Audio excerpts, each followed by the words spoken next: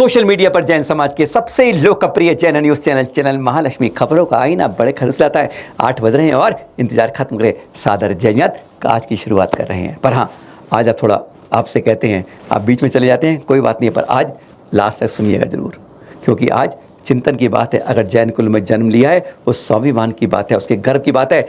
अगर आज भी रगों में खून दौड़ता है, अपने तीर्थों की सुरक्षा के लिए आवाज़ आती है, दिल के अंदर से कुछ कहता है कि हाँ, हमें कुछ अपने धर्म के साथ भी कुछ करना चाहिए, उसकी सुरक्षा, अपने घर के साथ अपने तीर्थों की सुरक्षा करनी चाहिए चलेगी, तो ज़रूर थोड़ा बात तक सुनिएगा। काम की बात है, इस रविवार की बात है, बस 17 सितंबर की तो बात है। पर हाँ, अब पहले बात करते हैं अब इस चित्र की।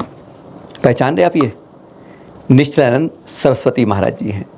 कहाँ के हैं? ये गोवर्धन मठ के हैं। कहाँ पर है? पुरी के अंदर हैं। और वहाँ के ये शंकराचार्य हैं। और बस क्या बात आ रही है इसके बारे में खास बात, ये कुछ पुराना वीडियो है जो बात कर रहे हैं आप, ये पर ये इस समय बहुत वायरल किया जा रहा है, जैनों में ही नहीं, साथ में सिखों में भी और बौद्धों में भी, हर जगह प्रतिक्रिया के लिए।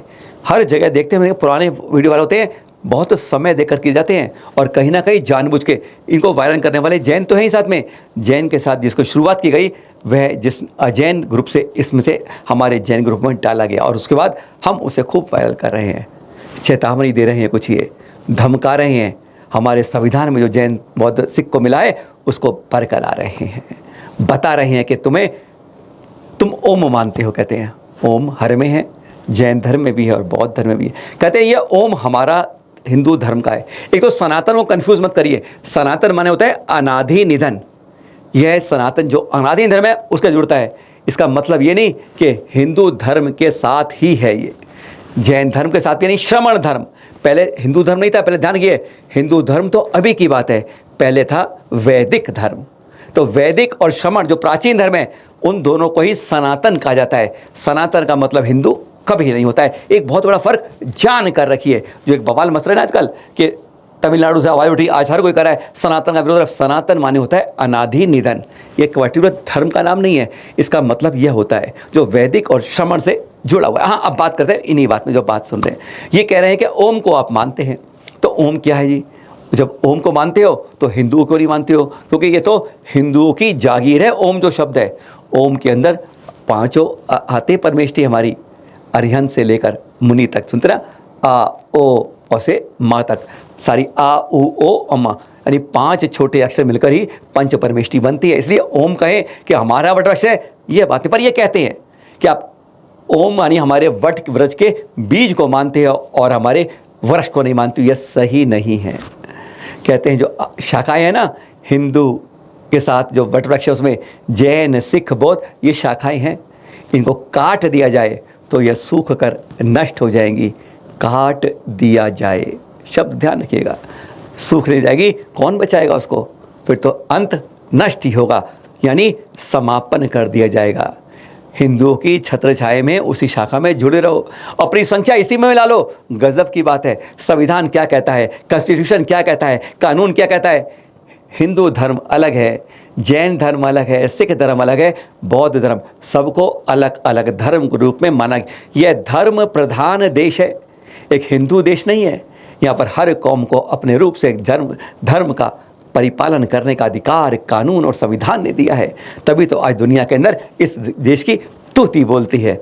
सिर्फ करोड़ों देवी देवता नहीं, भगवानों के साथ यहाँ पर कई तीर्थंकर। पर हाँ, ये क्या कह रहे हैं एक बार सुन लीजिए इनसे, शंकराचार्य से।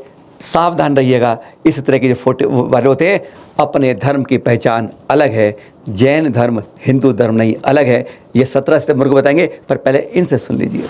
जैन बौद्ध सिख ये सब ओंकार या प्रणव को मूल मंत्र मानते हैं। संपूर्ण वेदों का मूल प्रणव या ओंकार सिद्ध होता है। कोई व्यक्ति वट बरगद के बीज को माने और वट वृक्ष को न माने तो वह उपहास का पात्र सिद्ध होगा। जब जैन बौद्ध सिख वेदों के बीज मूल ओंकार को मानते हैं तो स्वयं को वैदिक स्वीकार करने में उन्हें क्या आपत्ति है? एक वट का वृक्ष हो, एक एक शाखा काट दी जाए, जो शाखा काट दी जाए वह तो जीवित नहीं रह सकती, उसका सूखना सुनिश्चित है। लेकिन वट वृक्ष की शोभा भी नष्ट हुए बिना उन शाखाओं के बिना नहीं रह सकती।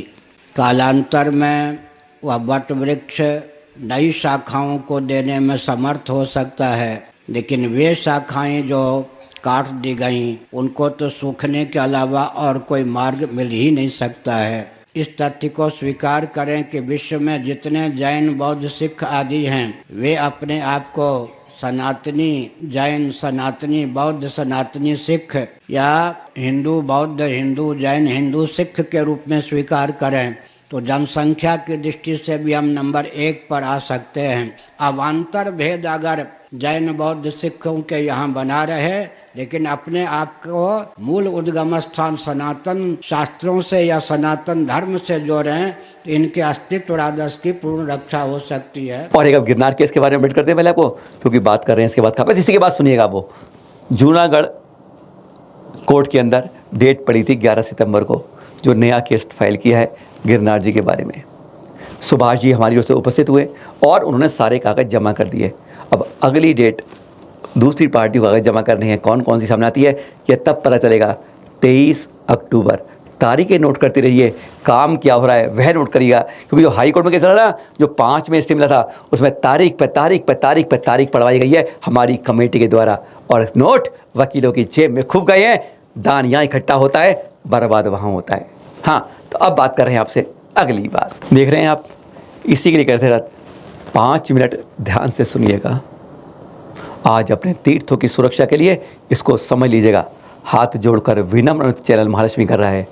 अगर आ सकते हैं तो ज़रूर आइएगा, क्योंकि आपकी सहभागिता यह बता पाएगी कि तीर्थों के प्रति आज भी आप सजग हैं, कर्तव्य मानते हैं। इस जैन धर्म तीर्थ संरक्षण सभा के अंदर जो आचार्य श्री सुनील सागरी महामुनि राज जिन्होंने जिनके निर्देशन में, सानिध्य में इसका आह्वान किया गया है, सिर्फ अपने तीर्थों को कैसे बचाना है इसलिए आचार्य श्री के सानिध्य में होगी। ये कोई कॉन्फ्रेंस नहीं है, ध्यान रखिएगा। तारीख और जगह पहले नोट कर लीजिएगा। बस रविवार इसी 17 सितंबर को पर्युषण से 2 दिन पहले के लिए समय है दोपहर 2 बजे से। इसमें एक वकील आएंगे, जज आएंगे और भी कई आएंगे, श्रेष्ठी जन आएंगे, जगह जगह से आएंगे। केवल वह यह नहीं बताने आएंगे, आपसे मंच माला माइक के लिए नहीं आएंगे, अपनी समस्याओं का निराकरण के लिए आएंगे। कागज़ पेन लेकर बैठेंगे, काम और अच्छा रहेगा। अब इसमें कई मुद्दे रखे गए हैं जो हर के बारे में, उसके बारे में कुछ विशेषज्ञ बात करेंगे। 1-2 मुद्दे आपको बता भी देते हैं। वर्शिप एक्ट 1991 में आया था, पूजा अधिनियम। इसमें कहा गया कि 1947 की यथास्थिति तीर्थ या धार्मिक स्थानों को रखनी है। पर आप देख रहे होंगे उसके बाद हमारे कई प्राचीन तीर्थ बदले गए। क्या प्रावधान है इसमें, क्या हमारे लिए हो सकता है? पहली बात, गिरनार 2004 में स्टे मिल गया। गोमटगुरी हमारे नाम की ज़मीन है, पर जहाँ पर न्यायालय हमारे साथ होती है, अधिकार हमारे पास होते हैं, लेकिन पुलिस प्रशासन या कोई और नेता या समाज संस्थान हमारे साथ नहीं होते। ऐसी स्थिति में क्या हमारे पास रास्ते रह जाते हैं? उस समय क्या ही ना होना चाहिए, यह सब लीगल रूप से जानकारी होगी। अब तीसरी बात, मंदिरों से मूर्तियाँ चोरी होती हैं और कई बार बरामद भी होती हैं, लेकिन वो जाके पुलिस के मालखानों में यूं ही कबाड़ की तरह डाल दी जाती हैं, पूजनीय वंदनीय प्रतिमाएं। अब उन्हें वापस कैसे लें? क्या कभी हमने सोचा है कि हमारी प्रतिमा मिली क्योंकि हमारे पास क्या कमियां होती हैं और कैसे मालखाने मिल सकती हैं, इस बारे में जानकारी। चौथी बात, सुना था ना आपने भी, निश्चलानंद सरस्वती से हिंदू धर्म जुड़ाओ। वास्तव में संविधान कानून क्या कहता है कि जैन धर्म कितना अलग है हिंदू धर्म से। आजकल जनसंख्या के नाम पर हम हिंदू धर्म जोड़ लेते हैं अपने नाम के आगे, बहुत बड़ी गलती करते हैं, वहीं पर मार खाते हैं। इसी तरह अब तक कई बार ऐसी बातें आई हैं, घटनाएं आई हैं कि अदालत तक ने कहा कि जैन धर्म अलग है, हिंदू धर्म अलग है। क्या क्या ऐसी घटनाएं हुई हैं, उनकी एक कानूनन जानकारी।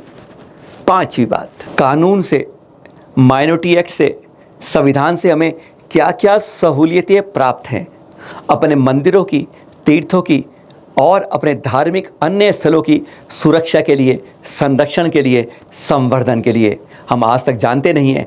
इन्हीं जानकारी के लिए कि हमें क्या क्या हमें हेल्प मिल सकती है, क्या क्या कानूनी दायरा है, यह जानकारी।